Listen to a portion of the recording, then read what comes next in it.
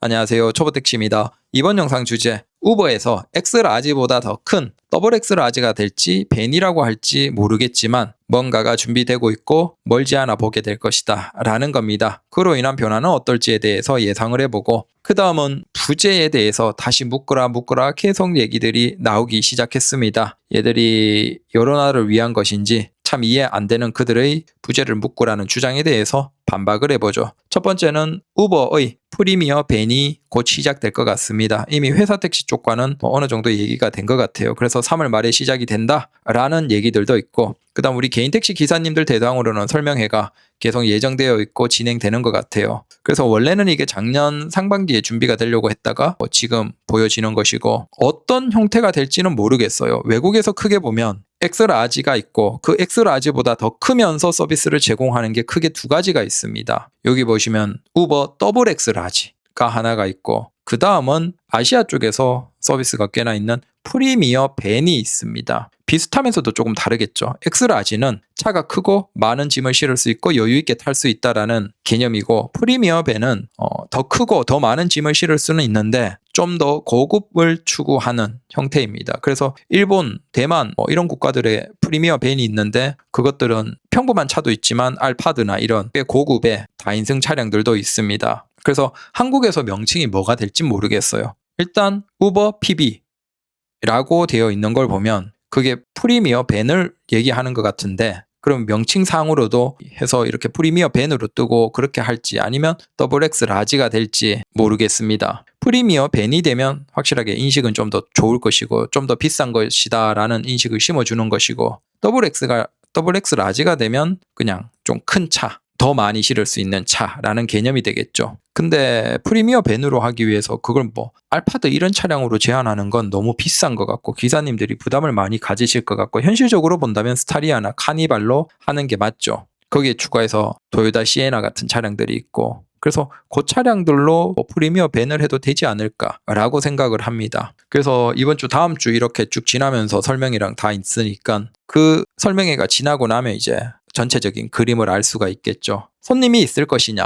이건 확신은 못합니다. 근데 충분히 손님은 있을 것이다. 지금 보면 일단 우버 X라지는 확실하게 자리를 잡았죠. 그래서 기존의 우버가 우버만 있었다가 우버 X에서 이제 우버 X라지가 나왔고, 우버 X라지가 나온 걸 우버 X라지 기사님들은 사실 잘 못 느낄 거예요. 이콜 저콜 다 받으니까. 근데 세단을 운영하고 있는 저 같은 기사들은 확실하게 우버 X라지가 나오면서 변화를 느끼거든요. 공항 가는 콜이 거의 10분의 1도 안 되게 줄어버렸어요. 그 정도로 외국인들은 그냥 당연하겠죠. 자기 나라에서는 이제 공항 갈 때 우버 X라지를 쓴다, 우버 더블 X라지를 쓴다라는 개념이 아예 잡혀 있는 거예요. 짐이 있다? 짐이 있으면 큰 걸 탄다 라는 게 잡혀 있다 보니까 그들 입장에서 짐이 있는데 그냥 우버 X 일반 차량을 부르지를 않는 거예요. 그 생활이 있는 사람들이 한국에서 X라지가 있네? 당연히 공항에서 X라지를 부르지. 자, 이렇게 돼버리는 거죠. 그래서 X라지가 아닌 일반 차량들, 세단 차량들이 사실 공항 콜은 거의 말라버렸다라고 보셔도 될 정도입니다. 그걸 보면 확실하게 국내에서 X라지가 안착을 했어요. 다만 이제 기사님들 입장에서는 요금의 차이가 없고 그런 부분에 대해서 불만이 있긴 하지만 그건 이제 배부른 소리이시죠. 반대로 얘기해서 우버 X로 운영하고 있던 소나타 K5, 그랜저, K8 기사님들은 공항 콜이 말라버렸어요. 그래서 우리는 짐이라도 좋으니까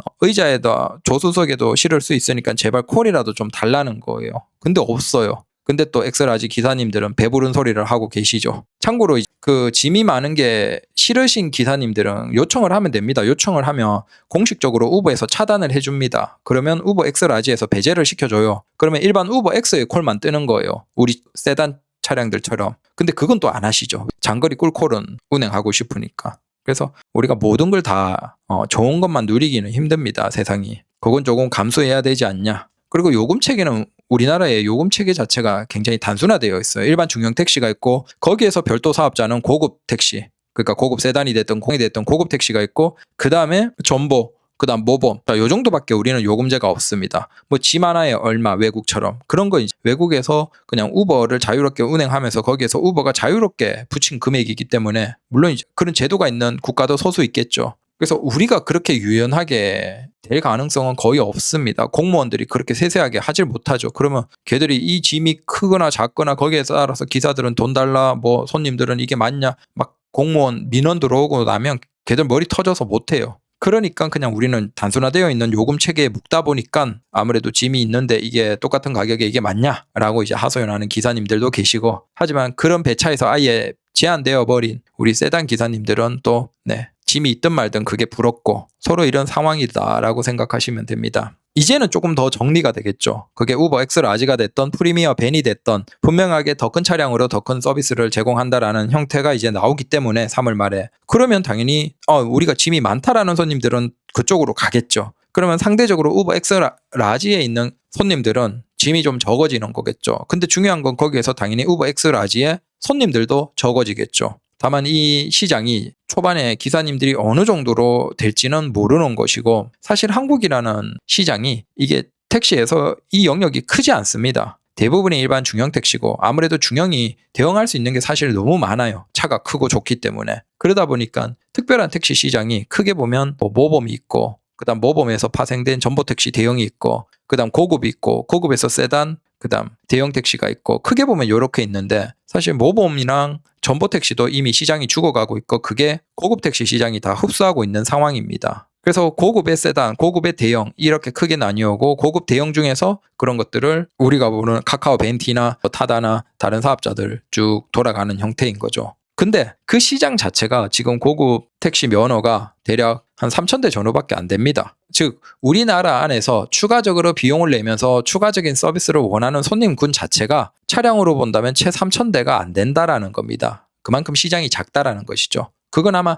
중형이 차가 너무 크고 대형이 웬만큼 다 되면서도 비용이 저렴하다 보니까 오히려 새로운 그런 시장 자체가 자리 잡기가 힘들다라는 거겠죠. 외국 같으면 막 작은 차는 너무 작고 안 좋고 그런데다가 그러다 보니까 이제 큰 차량, 고급 큰 차량 다양하게 대형이 되는 것이고, 우리는 그런 시장이 사실상 거의 없다. 즉 이 서비스가 나온다고 해서 이 차량이 굉장히 많아질 것이냐? 그건 아니겠죠. 결국은 한국에서 한정되어 있는 그 3,000대 전후의 특별한 시장, 그 시장 안에서 이제 서로 아무래도 신생이기 때문에 그쪽으로 많이 기사님들이 가는 흐름이 나오긴 나올 겁니다. 그래서 기존 사업자 입장에서는 얼마나 빼앗기느냐가 문제일 것이고, 거기에서 우버에서는 얼마나 빼들어 오느냐가 핵심이 되겠죠. 신규로 넘어가는 기사님들도 계시겠지만 아무래도 요즘같이 영업이 힘든, 손님이 감소한 시기에 사실 그렇게 하는 기사님은 예전보다는 훨씬 적을 것이다 라는 것이고, 초반에 굉장한 장점들, 혜택들을 주면 그걸 보고 기사님들이 과감하게 넘어가겠지만, 보통 이런 서비스 시작되면 그런 식입니다. 조금 초반에 콜을 혜택을 준다든지 요금에 대한 혜택을 준다든지 뭔가의 혜택을 소소 주지만 그건 시장이 안착되기 위한 거예요. 그래서 초반에 기사님들이 어느 정도 되어서 자연스럽게 돌아가기 시작하면 그런 혜택은 없어지는 형태로, 그래서 초반에 약간 위험을 감수하고 들어가는 기사들에 대해서는 유리함을 조금 주는 그런 게 있지만 그게 영원하지는 않기 때문에 중요한 건 나중에 그런 것들이 다 없어지고 시장이 안착했을 때 어느 정도로 돌아가는지를 봐야 되겠죠. 그래서 관심은 있는데 나는 아직 좀 걱정이다라는 분들은 그냥 천천히 한번 지켜보시는 것도 괜찮다. 근데 이미 하고 있는 기사님들 중에서는 그쪽에 정 떨어져서 이제 그만두려고 했는데 그런 기사님들은 한번 이쪽으로 옮겨서 도전해볼 만한 거죠. 그 다음에 기존의 가이신데 도심에서 뺑뺑이 도는 게 싫다, 나는 장거리 위주로 좀 해보고 싶다, 아니면 좀 외국인 손님 많이 모셔보고 싶다, 그런 분들도 한번 도전을 해봐도 될 것이고, 비용 투자 추가적인 게 없이 그냥 전환만으로 가능한 이미 하고 계신 기사님들은 어떻게 될지 모르죠. 미래는 누구도 모르는데 한번 도전해볼 만하다. 하지만 신규로 돈을 투자해서 들어가는 건 잘 고민하시고 하시라라는 겁니다. 그러면 수요가 있냐? 일단 엑스라지 기사님들에게 물어보면 이건 확실하게 답이 나오죠. 수요는 굉장하게 많다 라는 겁니다. 우버 엑스라지가 굉장히 많이 돌아가고 공항만 전문적으로 뛰시는 우버 엑스라지 서울 기사님들 따당이 쉴 새 없이 되죠. 매출이 엄청나고, 아마 그런 분들이 우버 엑스라지였기 때문에 가능하지, 이게 아니면 굉장히 힘들 겁니다. 그래서 수요는 분명하게 있다라는 겁니다. 크게 보면 두 가지 수요겠죠. 인천공항이나 김포공항이 있지만 아무래도 인천공항이 주고, 인천공항에서로 가는 장거리 손님이 있고, 그 다음 서울 안에서 주로 가는 곳이 그분들이 머무르는 숙소가 강남, 명동, 홍대, 이태원, 여의도, 한강변, 성수 이 정도일 겁니다. 그 외에 서울 지역은 잘 안 가요. 그래서 그 지역 사이에서 이동, 그러니까 강남에서 명동, 명동에서 여의도, 여의도에서 홍대, 이태원, 성수 이런 것들 사이에서 왔다 갔다 하는 수요. 크게 보면 두 가지 수요라고 보시면 될 겁니다. 한국인들이 그걸 굳이 많이 이용하겠습니까? 한국인들은 뭐 카카오벤티가 훨씬 익숙하니까 그쪽으로 이용할 것이고, 외국인인데 사람이 여러 명이다, 혹은 좀 여유 있게 다니고 싶다, 짐이 조금 더 있다, 혹은 뭐 그런 손님들은 아무래도 이쪽으로 압도적으로 많이 이용을 하시겠죠. 그래서 이렇게 외국인 전문으로 공항에서 이렇게 왔다 갔다 하는 것 위주로 많이 해보고 싶다라는 분들은 괜찮을 것이고, 수요는 분명하게 있습니다. 다만 어떤 요금제를 가지고 어떻게 운영될지를 모르기 때문에 그게 나오면 어느 정도 수요가 있을지를 예상할 수 있겠죠. 그래서 뭐 강제 콜이 되는지 아니면 요금제는 어떤지 어떤 형태인지 그게 아직 구체적으로 나오진 않았고, 소수의 이제 기사님들은 알고 계실 것이고, 설명회가 지나면 확실하게 딱 왁구를 알 수 있을 것 같다라는 겁니다. 계속 수소문을 해보고 있습니다. 정보가 더 나오면 얘기 드리겠습니다. 그래서 적어도 더블X 라지가 되는지 프리미어 벤이 되는지 뭔지 모르지만 서비스가 더 큰 게 나온다라는 것이고, X 라지에서 이제 좀 더 짐이 많고 많은 사람들이 타는 차량들이 손님들은 그쪽으로 좀 더 옮겨갈 것이다. 그래서 하지만 X 라지가 굉장히 성공했고 안착했어요. 그래서 X 라지 기사님들은 너무 가끔씩 짐 많은 손님 있다고 아쉬워하지 마십시오. 오히려 우리 같은 세단 기사들은 너무 소외감을 느끼고 있습니다. 요즘같이 이제 손님 없는 이런 시점에 간간이라도 손님이라도 나와주면 고맙죠. 그렇다라는 겁니다. 그리고 여기서 카카오 벤티가 어느 정도로 잘 막아낼까, 그것도 관심이고 그렇습니다. 자, 그리고 요건 그 회사 택시 쪽 관계자분들이 신문에 기고도 하고 의견도 내고 정부에도 요청을 하고 많이 그러고 있습니다. 부제를 다시 시작하자라는 겁니다. 그래서 이걸 너무 감정적으로 하지 말고 한번 그분들이 무슨 근거로 부제를 다시 시작하자라고 하는지 차갑게 감정 좀 추스리고 한번 봐봤습니다. 그 사람들이 얘기하는 게 이거예요. 개인 택시 기사님의 건강을 걱정해서. 그래서 아무래도 개인 택시 기사님들이 무리하게 많이 운행할 수 있으니까 우리가 부제를 묶어서 우리 개인 택시 기사님들이 좀 적게 운행을 하자라고 얘기를 하시는 거예요. 이유가. 근데 그 사람이 어디죠? 회사 택시의 관계자예요.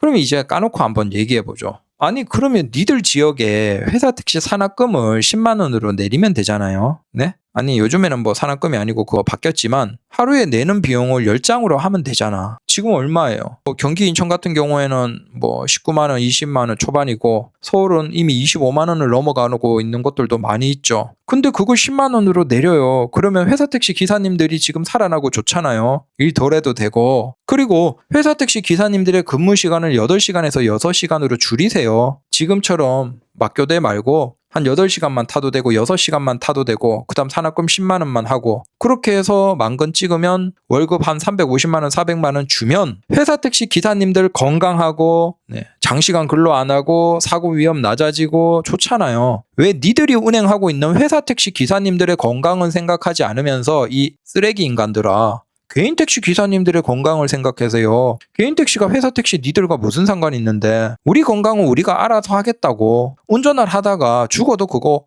호상이야. 내가 좋아하는 일을 마지막까지 하다가 죽으면 물론 마지막까지 더 오래 건강하시면 좋겠지만 그래도 내가 하던 일을 계속 하다가 돌아가시는 게 뭐가 문제예요? 병상에서 긴 시간 앓다가 돌아가시는 분들이 얼마나 많으신데. 그러니까 개인 택시 기사들의 건강은 개인 택시가 알아서 할 테니까, 뭐 핸들 닫고 죽든 말든 어떻게든 알아서 할 테니까 걱정하지 마시고, 우리 기사님들 건강 잘하고 잘 챙기시니까 여유 있으니까 걱정하지 마시고, 회사 택시 니들 기사님들을 걱정하시라고. 장시간 근로하시는 왜 회사 택시 쥐들이 회사 택시 기사님들을 그렇게 힘들게 고생시키면서 쥐들 기사님들은 걱정하지 않고 정작 상관도 없는 개인 택시 기사님들 건강을 걱정해서 부제를 묻고래. 뭐 이런 개소리를 하고 있어. 아니 그리고 회사 택시 기사님들 만건을 15일 해드리세요. 10일 해드리시면 되잖아.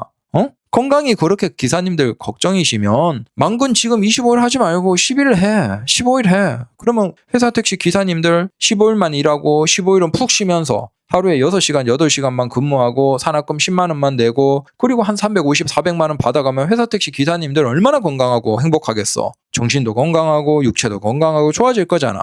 회사 택시 기사님들 걱정 안 해? 왜 회사 택시 기사님들은 학교대로 12시간씩 산악 19만 원, 20만 원 이상 받아치우면서 그렇게 개고생시키면서 왜 회사 택시 기사님들 건강은 니들이 그렇게 진짜 너무 힘들게 그렇게 굴리면서 왜 개인 택시 기사님들 건강을 걱정하냐고. 개쌉소리 하지 마시고 니들 회사 택시 기사님들 건강이나 걱정해. 그래서 산학금 10만 원 내리고 근무시간 8시간으로 줄이고 만근 15일 해드려. 그래서 회사 택시 기사님들 건강을 다 살리면 아주 회사 택시 기사님들이 활짝 웃게 행복하게 만들어주면 그때는 우리도 묶는다니까. 우리 개인 택시 3부제 묶을게. 쥐들 회사 택시 기사님들 그렇게 개고생시키면서 마치 개인 택시 기사 걱정하는 척하면서 부재 묶으라고 개쌉소리 하는 인간을 보면 저런 인간들 진짜 욕이 튀어나오지만 방송이니까 참읍시다. 그리고 이제 우리도 조합에서 좀 더 적극적으로 나서야죠. 회사 택시가 저런 식으로 나오니까 지금 개인 택시 조합들도 본격적으로 목소리를 내야 돼요.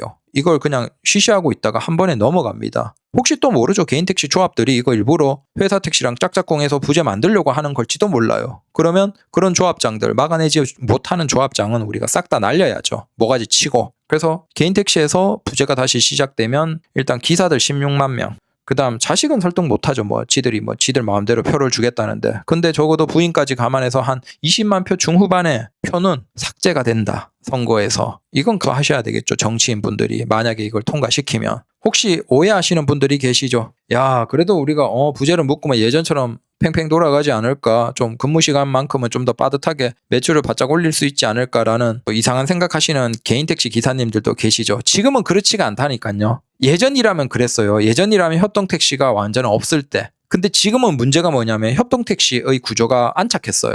그리고 협동택시는 돈을 번단 말이에요. 차값으로. 그러면 이제는 회사 택시의 몸값이 엄청나게 뛰는 거예요. 왜? 이걸 협동택시화 하면 엄청나게 돈을 받아들이거든요. 지금도 4천만 원, 5천만 원 받잖아요. 근데 개인 택시만 부재를 묶어버리면 회사 택시 기반인 협동택시는 부재에 안 묶인다는 거예요. 그러면 협동택시의 몸값이 얼마겠어요? 지금 4천만 원, 5천만 원 내고 들어가는 기사님들인데 그거 어떻게 되겠어요? 그건 부재가 없어요. 한 달 30일 팽팽 돌아요. 근데 우리 개인 택시는 20일만 일할 수 있어요. 3부제로 대부분 묶이면. 그러면 오히려 이제는 택시 하려는 기사님들이 뭐하러 개인 택시를 합니까? 협동택시 하지. 그거 4,5천만 원만 주면 되는데 그건 교육받을 필요도 없는데 당장 시작하겠죠. 그러면 그렇게 수요가 몰려버리면 어떻게 되겠어요? 협동택시의 시작 가격이 7천만 원, 8천만 원, 1억 넘어버릴 수도 있습니다. 오히려 서울에서 협동택시 면허면 1억이 넘을 수도 있어요. 개인 택시는 1억 초반에서 아직도 올라가지 못하고 빌빌거리고 있는데 왜? 부재가 없잖아요. 그건 회사 기반이기 때문에 부재가 없어요. 2부제 운행하는 기사님들도 있고 다양하기 때문에 부재를 못 묶어요. 아니면 예전처럼 묶어도 아주